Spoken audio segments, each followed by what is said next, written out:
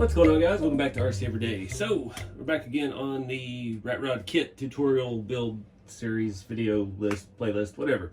This is the place for all the information on the kits, different ideas, the way I put it together, yeah, stuff like that. This one, we're gonna try something new. I've never actually tried it. I will need to shorten this front end just a little bit. I'm not digging the proportions. Like I said, we've left the space in here in case you wanted to stick a giant, like, Cummins 12 valve engine in there.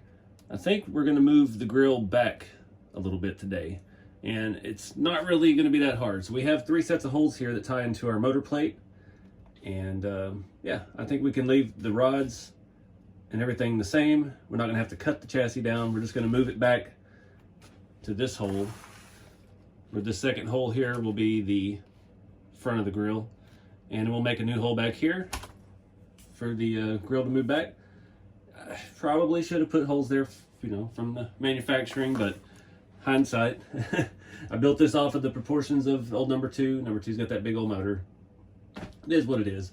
I'm trying to keep it versatile. I've got the motor, the SSD motor housing. Should be dry, so we can put that up there and see, you know, how much space that actually leaves. It looks like a lot right now because we're just looking at the motor itself, so let me see if that's dry and we'll do a little test fit. All right, so we're not ready to put that on yet. It does just set right on there, fits up with the motor plate, and then it screws to the back with 4 of the screws that hold the transmission in. So you can see we've got just a little bit of space up here. If you really count this as the edge of the grill, once we get the water pump and stuff on there, I think it'll be perfect, moving it back just 1 hole on the chassis. So I'm gonna tear this all apart.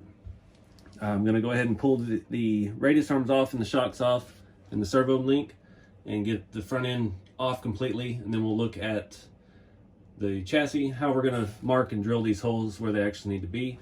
Typically in the past, I'll take the chassis completely down and I'll bolt the rails together, and then I'll drill a hole through both of them so they're perfectly identical side to side. Not really filling up for that. There's a lot of stuff going on here. I don't want to take the motor and transmission out.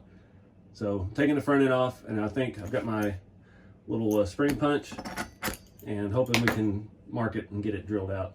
So let's get started.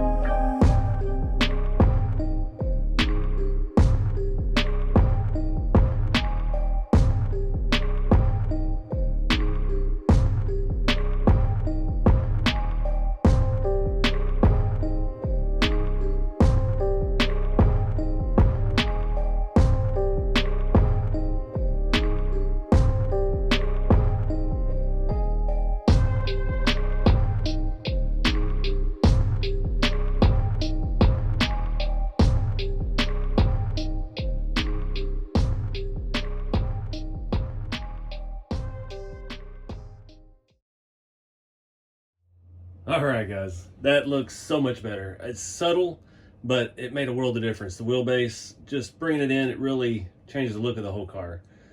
Like I said, we brought it back maybe 8mm, give or take a millimeter or two. Everything still jobs perfect in the front. I put the motor cover back on. You see how close we are now. Fits perfectly with the V8. So, similar process, making new holes. I do not drill into that plastic or you'll never get a screw to stay in it. So make sure you mark and measure your holes as good as you can in the chassis before you drill in it. And it'll be the same process if you run the RC 4-wheel drive V8. It'll have mounts that come down from here one way or another, and you may have to drill holes in the frame up here. Depending on where all that is, you may have to widen your radius arms, put more spacers in there to pull them out further. Just all depends on your situation. But that really changed the look of it. I dig it. That fits perfectly better, so much better with the V8. You can see number 2 back there, just so long because that engine is so big. And yeah, didn't have to cut anything off the chassis. Let me show you the front. It actually changed the geometry just enough to where we have absolutely no contact now with the steering arm and the shock. We were getting a little bit at full lock. Now it's clear. And those are the same 100mm rods and the same rod ends. I just moved them back to the last hole on the transmission mount as opposed to the front hole. And yeah, you can see the front chassis overhangs just a hair. No big deal.